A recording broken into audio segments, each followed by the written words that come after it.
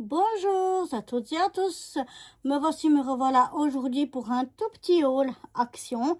Je vais juste vous montrer les deux trois petites choses que j'ai prises là-bas. Alors déjà, c'est quelque chose que j'ai présenté déjà dans ma chaîne secondaire, parce que je pense que ce sera plus pour faire des coloriages, mais ça peut servir aussi en scrap. C'est des feutres à alcool, il y en a 80. J'avais trouvé que cette boîte avait vraiment l'air, regardez-moi toutes ces teintes, qui avait l'air vraiment bien.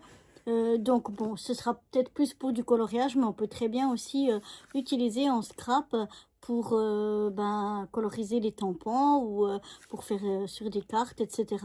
Donc il va être utilisé un peu pour les deux. C'est pour ça que je vous l'ai montré dans le haul sur ma deuxième chaîne, mais je vous le montre aussi ici, parce que ça peut être aussi utile pour faire du scrap. La même chose pour ces feutres acryliques. Alors il y a 24 couleurs, 12 métalliques et puis 12 couleurs classiques, ils ont marqué. Donc j'ai déjà des boîtes de feutres acryliques. J'en avais des qui sont genre Posca, c'est-à-dire avec des pointes qu'il faut amorcer, et puis la pointe est très très épaisse, que j'ai trouvé très désagréable à utiliser. Et puis j'avais des autres avec des pointes un peu comme celle-ci, voilà, vous la voyez là. Et puis j'avais trouvé super agréable à utiliser. J'avais utilisé dans le coloriage mystère, mais avec ces belles couleurs aussi métalliques, je me dis que je pourrais peut-être m'en servir aussi pour le scrap. Donc c'est pour ça que je montre aussi ici ces feutres. Voilà. Sinon, j'ai acheté des recharges pour mon imprimante. Voilà, des recharges de couleurs. Donc on a le jaune, le rouge, le bleu et le noir, pour que je puisse réimprimer des choses, parce que j'ai plus d'encre. Comme d'habitude, je prends toujours deux pots de cette colle que moi j'adore, j'utilise beaucoup. Et puis ça va vite hein, quand on fait pas mal de choses. Donc presque à chaque fois je reprends deux bouteilles, et puis comme ça j'en ai en réserve. Et puis sinon, j'ai trouvé des choses, c'est bientôt, je sais pas quand vous verrez cette vidéo, je pense que ce sera passé depuis longtemps. Mais enfin, quand j'aurai acheté ça, c'est au moment de, avant que commence le ramadan même. Et puis donc ici, on a des choses pour l'Aïd, c'est marqué Aïd Moubarak. Et donc, je me suis dit peut-être, voyez là, c'est comme des grands tags pour faire un fanion ou quelque chose comme ça. Ou bien c'est des petites pochettes. Je sais pas trop ce que c'est, mais bon, je me suis dit que j'allais peut-être utiliser pour faire un mini album.